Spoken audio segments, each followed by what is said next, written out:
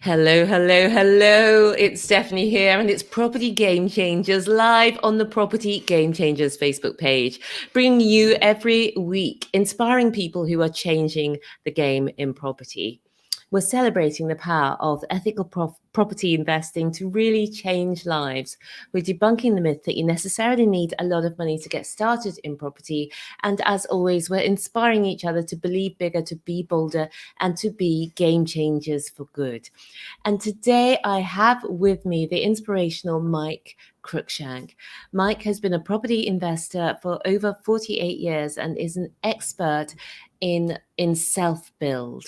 He's been an architectural consultant and a consultant on everything self-build. He's built two homes for his family, and he's also appeared on lots of television programs, many of which you will have heard of, such as DIY SOS, the BBC's TV's DIY Donnie program, My Flatpack Home, and many, many more. So I know that you're really going to love this show. Welcome, Property Game Changer Mike Cruickshank to the show. Good morning, Stephanie. How are you today? Really good, thank you. How are you, Mike? Very good, thank you. Looking forward to this interview. So, yeah, I'm sure. Brilliant. Well, tell us a little bit about you, Mike. Me, well, as you can see with the grey hairs, I'm a few rather, what's the word I'm looking for? Mature. Let's leave it at mature. But yes, I've been involved in construction of property one way or the other for an excess of 45 years. I started my working life as an architectural technologist, went to college, got qualified, and then from there, I then moved to the local authority where I was involved with building control. I was a building control officer and divisional officer. And from there, because I didn't feel it was a particularly inspiring environment, I then moved from there to work in property management with a Canadian property investment company during the early days of the oil business in Aberdeen, which was very exciting and fast moving. I then left there and set up my own architectural practice way back in 1985, which I ran for 6 years, and then joined Scott Frame Timber Engineering, who are the UK's largest supplier of timber frame to the self-build industry. And I was their sales director for 26 years. Wow. I then left the corporate world and set up my own property investment company. Well, I'd actually been investing in properties since 2007, and my aim was to set up a self-build course and be able to educate people on self-build. So during lockdown, that's exactly what I've done. So it was originally going to be a face-to-face course, but of course, like most people, I had to pivot. So it's now an online course, and it's being very well received, and lots of people are showing a lot of interest to it. So I'm very happy about that. Yeah, I don't really know a huge amount about the self-build market, and what percentage of people self-build? Is it a huge niche that we don't really know about? It's a huge niche, and in actual fact, that at any one time, I mean, if you were going into any room, irrespective of where, vast majority of people, if given the opportunity, said, "Would you like to self-build?" The vast majority of people, would undoubtedly say yes. Yeah, I mean, something like in excess of 700,000 people within the UK have a wish to self-build within the next year. Now, that's a fairly phenomenal statistic. Yeah. So yes, there's currently about 13,000 people within the UK do actually self-build every year. The government are encouraging self-build. They want to see that figure increased because the UK is lagging well behind other European countries in that only 8% of houses built within the UK are self-build, and that compares pretty awfully with the likes of an Ireland, it's 58%, and France, it's 60%. So, 60% of people build their own houses in France? Yeah. Yeah, and the same, and if you actually look at an Ireland at 58%, and that's, I mean, the UK is, in effect, the worst performing in the world as far as self build is concerned, because something like I think that something like 66% of all houses built in the UK are built by 11 of the major house builders. So they very much have a stranglehold on new housing within the UK, and the government recognises that has to change and give people choice. Do you think house building is much more difficult here than it is in other countries? I can't believe that, in France, 60% of people build their own homes. Yeah, That seems incredibly high. Is it easier to build your own home in France than here? Yeah, but I think it is, because it's certainly, kind of more the norm here. As I say, the major house builders have got a stranglehold in the UK. And, as I've mentioned earlier, the UK government are keen to kind of try and dilute that a bit and give people more choice, because it's all about choice. And if you, as I said earlier, if you ask most people if by choice to buy a house from a developer or build their own home, then the vast majority would want to build their own home for obvious reasons. It does seem incredibly complicated, though, because you've got everything. When we talk to new build developers on the show, they're also saying about the complexities and all the different things that can go wrong. And as a home builder, self builder, perhaps you've never had any experience of self build before. You're going into it for the first time, isn't it? Like a lamb to the slaughter, so to speak. No, I think it's like it's like everything. If you educate yourself, then obviously it makes it a lot easier. If you go in blind, and we'll all have probably seen some of that on the program Grand Designs. It turns out to be a bit of a disaster. Well, from my perspective, a lot of that is pretty much schoolboy errors. That really, it's all down to getting yourself educated and prepare adequately for the self-build, and you shouldn't have a problem with it. And that was one of the reasons why I developed the course, The Path to Self-Build Success, to address that very issue, because it's not overly complicated once you know what you need to do and at what stage you need to do it. That's fine. And do you do the modular buildings? Now, when I see things like that, where the whole design of the house, down to the electrics, the sound system, and everything is built into it in a factory. Often it's Germany. We like to think of Germany as Yes. engineering, and it's built, and then they just bring it to the site and they put it up in days. Yep, absolutely. Yeah, I mean, you can certainly, it's what's classed as MMC, kind of modern methods of construction. Now, there are different stages of modern methods of construction. Within the UK, we're probably not as advanced as maybe they are in Germany, where they have kind of modular homes. But certainly, we're seeing more and more modular forms of construction, be that timber frame construction or SIPPs construction. And ICF, insulated concrete formwork construction, being used a lot more than the kind of traditional way of building with bricks and blocks. And when you built your two homes, what method of construction were you using? I used timber frame for both mine, and bearing in mind that I was working for a timber frame company at the time, so that was a fairly obvious choice to make. But no, I think the percentage of houses that are built within the timber within the UK, in Scotland, for example, it's something like 80% of all houses built are timber frame construction. In England, I think it's sitting about 17%. But year on year, it's growing, so that more and more people will build in the future using timber frame. And if you compare it, to Canada and the States, then pretty much every house in the States is built using timber frame, and a high percentage in Canada and the Scandinavian countries as well. And what would you say are the advantages of timber frame as against traditional build? Well, the advantages are that it's a far more sustainable form of construction, because you're obviously using a natural product, i.e., timber, So that's one of the major advantages. The other advantage you get is you can build a house that is very, very thermally efficient.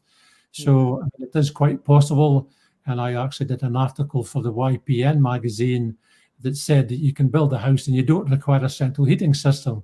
Now, many people would kind of question that, but the reality is we have supplied houses that don't require a central heating system. So that then gives you the facility to, if you're not having to pay energy bills, then it gives you the facility to build either a bigger house or have the same size of house and with a reduced mortgage, so because it gives you more disposable income, and obviously it addresses the whole CO2, the green issue and reducing CO2 emissions, which is a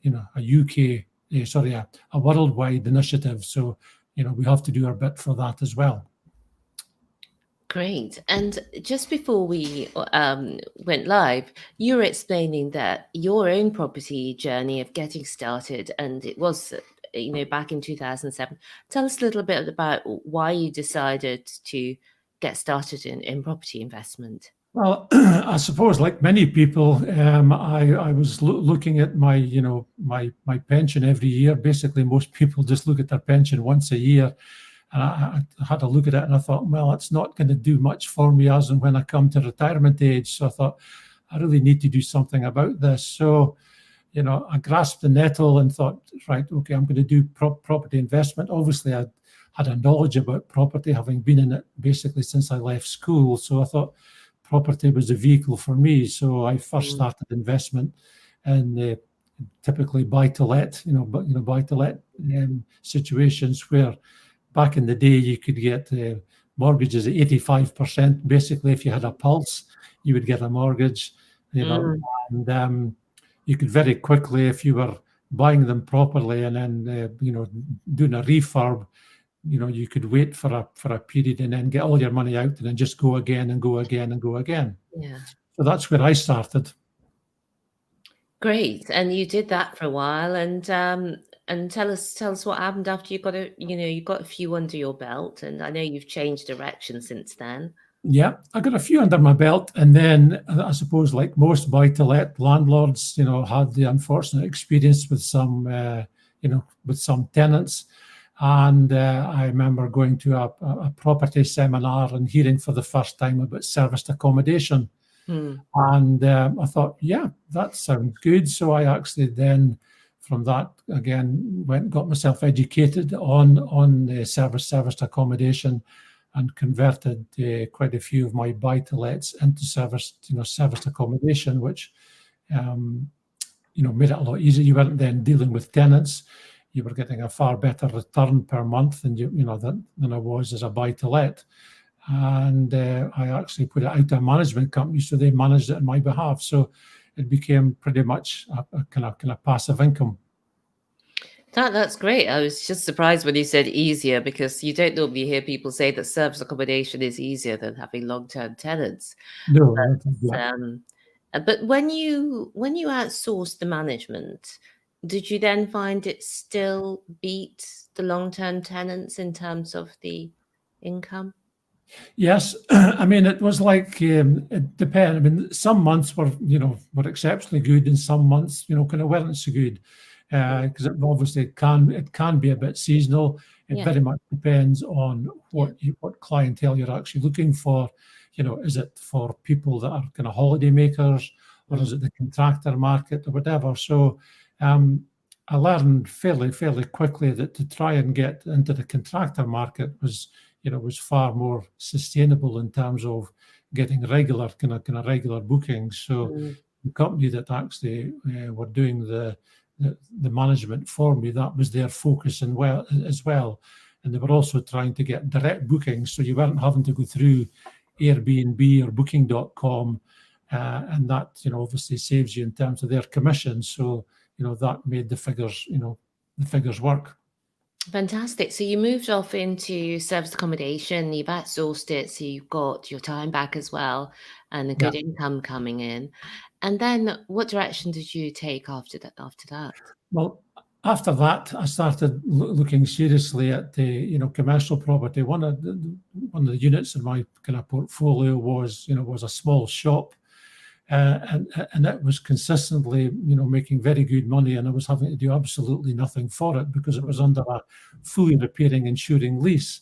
Yeah. And so I thought, right, I need to develop this a bit more and get more involved within the commercial sector. So in order to get funds, in order for me to invest in that, I looked at my pension again and then changed it to a SAS. Yeah. So, a small self-administered pension.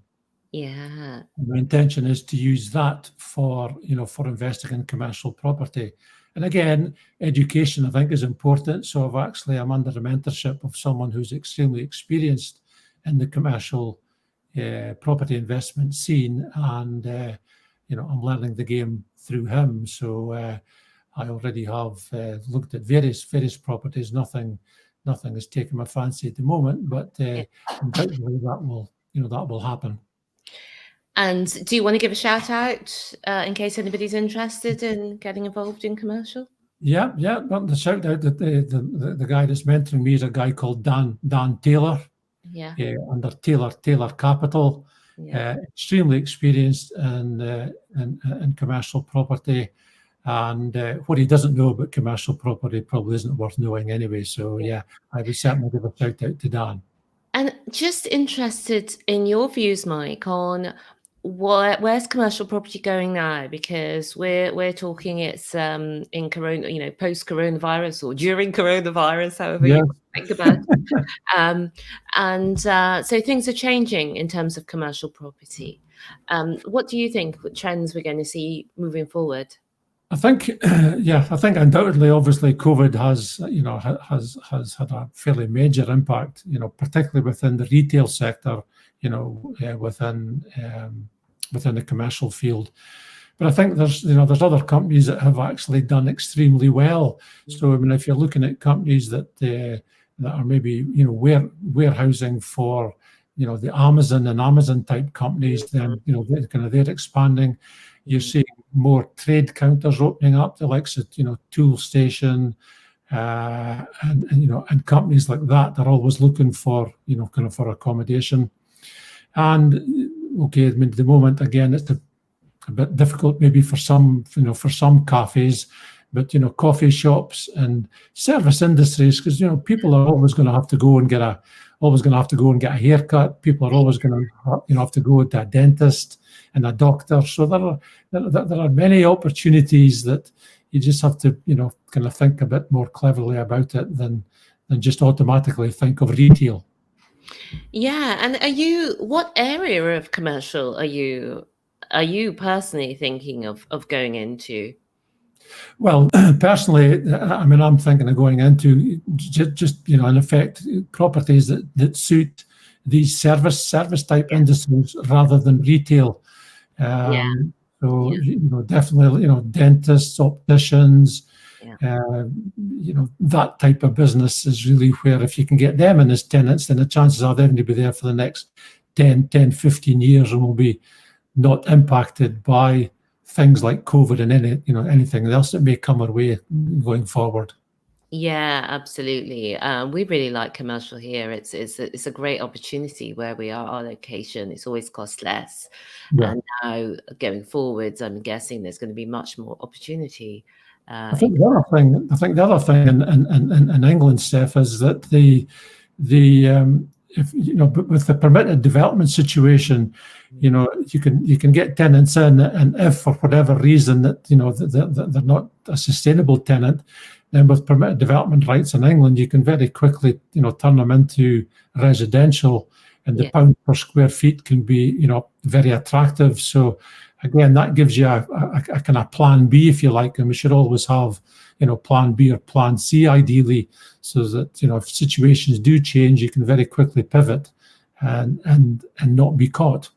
Yeah, absolutely. We're in Wales, so we don't have the PD, but yes, we do. There's lots of other opportunity. There's opportunities in not having the permitted development because fewer people want to throw their hat into the ring. And then if you know the planning situation really well in your area, it means that you can buy things that maybe other people can't buy, that isn't as much competition as That's in it. areas where there is permitted development. So it can actually work out to be a bonus.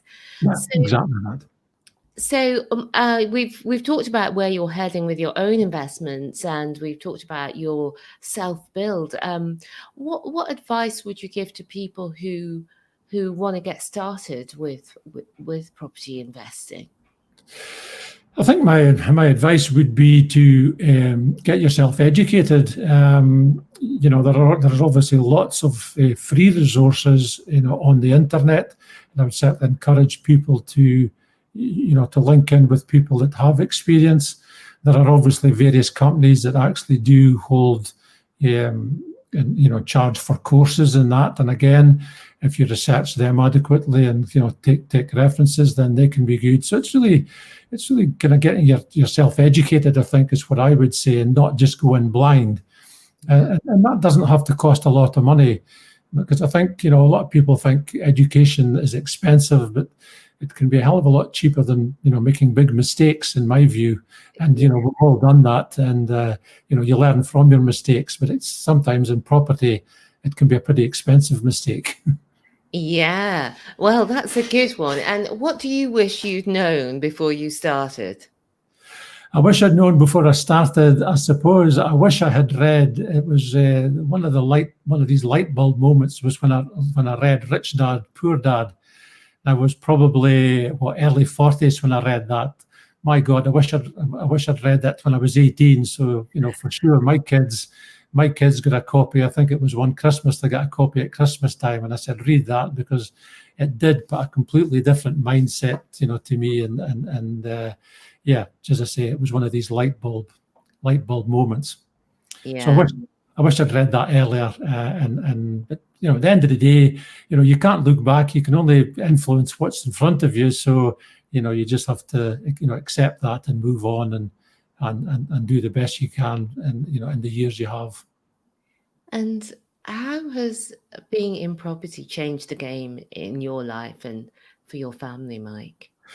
I think for me, it's given me a lot more flexibility in order to do the things I want to do when I want to do them, rather than be tied, within the corporate situation where you have to be attending work every particular day between the hours of X and Y. So it's just the flexibility it gives you, I think, is the biggest advantage, and it just gives you back more of your own time. And I think that is, time is something that we all have a limited amount of. So I think you want to make the best of the time that you actually have. And properties has certainly allowed me to do that. Yeah, and time is that precious resource that Absolutely. get back. And nearly everyone agrees that that's what we want, really. Yes, the money allows you to buy your own time, to afford the things rather than the money for itself. Yeah, exactly. It's not all about the money. It's really what the money facilitates you. That you can actually do. That's really what the important thing is in my book, certainly. Yeah, well, in many cases, if people have been on a very, very good salary beforehand, often it's a drop in salary when they first move full-time, or drop in income rather, when they first move full-time into property. But then they can springboard from there, because it's the freedom that's more important. And I think another thing that you've touched on, Mike, that's really important, that people should know if they're thinking of going down this road, is you got a SAS pension. Yes. So that you can control your pension funds and make them grow a little bit, hopefully a lot more quickly. Can you tell us a little bit about that and that decision-making process? Yeah, well, as I say, I mean, probably like most people, I mean, the attention I paid to my pension was when I got in the yearly statement. I had a cursory look at it and thought, oh, well, that's not too bad, or that's rubbish. And you know, and particularly, you know, when you know, the financial crash was, I thought, well, the pension was doing absolutely nothing, and I thought, well, surely I can do better than that. And that was really what spurred me on to that, trying to find out. I'd heard about the, you know, SIPP and SAS pensions, knew very little about it. So again, back to my education mantra, so I educated myself as to what the possibilities were, and decided to go down the, you know, the SAS route, because it gives a lot more flexibility, and you know, can I take charge of my pension myself, and very, very quickly I understood that it could be fairly easy to, you know, when you looked at what the pension was going to give you per annum, it was pretty miserly and you thought, well, there's no way I'm going to manage to live in that. So I thought, you know, even buying one shop and having one tenant was probably going to, you know, provide me with substantially more income than my pension was. Plus, the fact, the other major consideration is, of course, that you know, it's then part of your estate. So unlike a pension, where, you know, where you die, then in effect, okay, if you have a spouse, she might get 50% of your pension, but once she dies, then there's nothing to be left to the family. Whereas if you have a SIPP or a SAS, so that can be part of your estate. So it's part of your legacy. You're leaving that to, you know, whoever you bequeath your, you know, your estate to. So, you know, that was a major element that persuaded me that, you know, going down the SAS route was what I should do.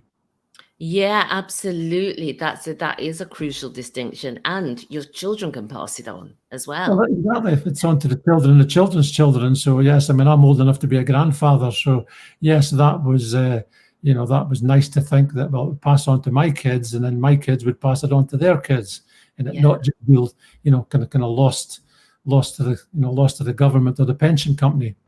Exactly, and it's really a tax efficient way. Mike, as we come to the end of today, is there anything else that you want to share with people? I suppose what I would like to share is that if people are interested in self-building, I'm running a kind of course of seminars, because now, you know, the government have got many incentives for people that are wanting to self-build. They've changed the the planning process to make it easier. You know, Boris is saying build, and he's put planning at the head of that. So yeah, there's that. And Rishi's obviously increased stamp duty in England. It's increased from 125,000 to 500,000. So now is a great opportunity to go buy a plot and actually build a house.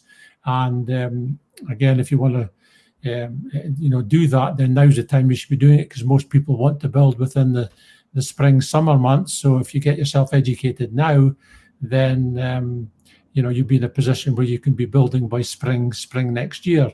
So I'm running a series of free webinars just to give people an idea of exactly what's involved. And if it's okay, I could read out what the link is here. It's I'll put it, Mike. I'll put it underneath. I'll put the link underneath so that people can see. Access it there. Okay, that's perfect. That's perfect. Do you have a website, Mike? Yes, we do have a website. Yes, it's www.self-buildsuccess.co.uk. Brilliant. They can access the webinars on there as well. Fantastic. self-build.co.uk. self-buildsuccess.co.uk. Wonderful. Thank you so much for joining us, Mike, and sharing all that you have done and achieved, and also all your expertise on self-building, which I know will be a game changer for some people.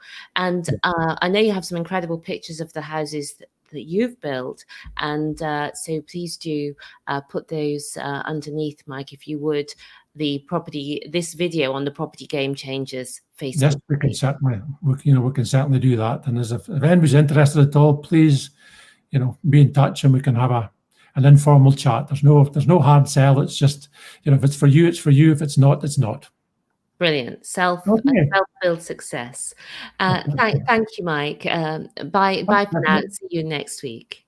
Okay. Thanks very much again, Stephanie. Thank you now. Bye-bye. Bye.